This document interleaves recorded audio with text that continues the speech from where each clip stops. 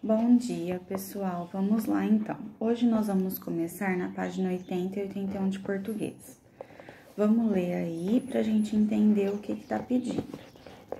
Sujeito da oração. Releia esta estrofe do poema Ponto de Vista. Os meninos nem sabiam, mas eram à vista de alguém. Um soltava a pipa no azul sem fim, o outro andava de bicicleta no jardim. Um saía para a escola, o outro entrava no carro. Um voltava e ia para a rua, o outro ficava no quarto. Como você viu, o poema fala do menino do morro e do menino do prédio. Qual é o termo usado nessa estrofe do poema para se referir ao menino do morro? Presta atenção que ele usa uma palavrinha para se referir ao menino. Que palavra é essa? Vamos ver se vocês descobrem. E qual é o termo usado para se referir ao menino do prédio? Presta atenção que está nos dois últimos versos nessa estrofe, que ele fala, um saía para a escola, o outro entrava no carro. Um voltava e ia para a rua, o outro ficava no quarto. Então, ele se refere a um desses meninos, a qual? O do morro ou o do prédio. E o outro, ele vai se referir também a um dos dois, ao do morro ou ao do prédio. Aí vocês vão escrever aí, tá bom? Agora na letra B. Agora, reescreva os versos, trocando as palavras em destaque por um dos termos a seguir, de acordo com o sentido do poema. O menino do morro e o menino do prédio. Vocês vão substituir por esses dois aqui. Um soltava a pipa no azul sem fim. Aí você vai reescrever, substituindo esse um por ou o menino do morro ou o menino do prédio. Quem que é que soltava a pipa? Aí você escreve. O outro andava de bicicleta no jardim. Quem que é o outro? O menino do morro ou o menino do prédio? Aí você reescreve a frase usando quem você acha que é. Na letra C. Quais são as palavras que indicam ação nos versos do item anterior? No item anterior, nas duas frases, um soltava a pipa no azul sem fim, o outro andava de bicicleta no jardim, que indicam ação, que indica que ele está fazendo alguma coisa, que é o verbo dessa frase. Qual que é as duas palavrinhas que vão indicar ação? Você vai colocar aí. Aí, ele pergunta na página 81, essas palavras são substantivos, verbos, adjetivos ou pronomes? Lembra que tudo que indica ação é um verbo, tá? Agora, releia o primeiro verso dessa mesma estrofe.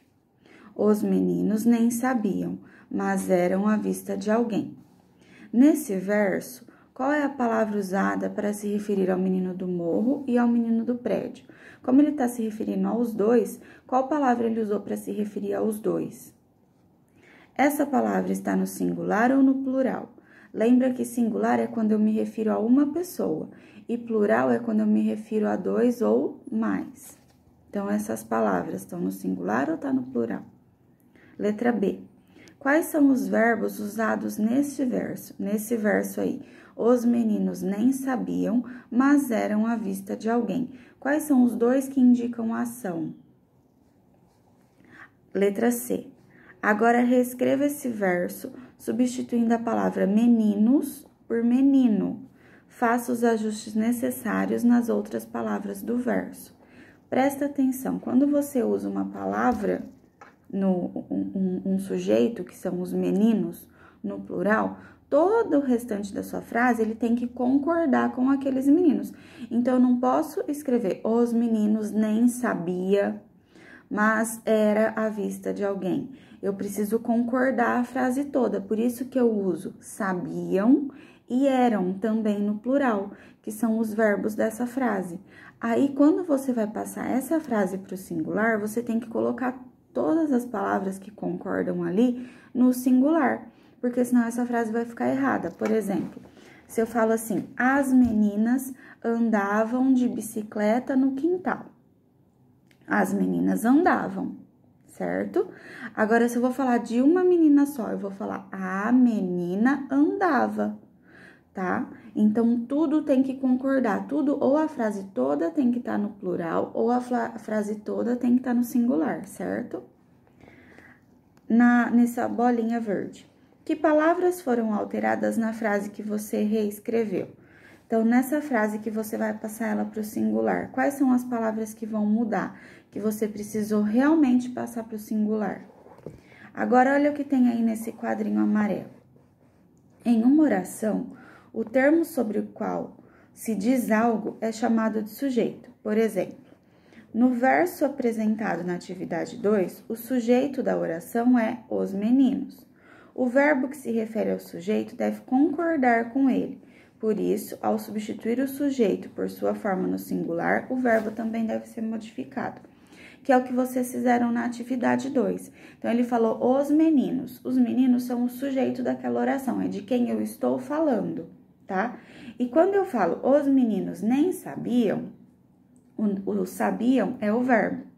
Então, esse verbo, ele tem que estar no plural também, porque eu tô falando de 2 meninos, os meninos. Agora, se eu mudo o meu sujeito do plural para o singular, eu vou colocar o menino sabia.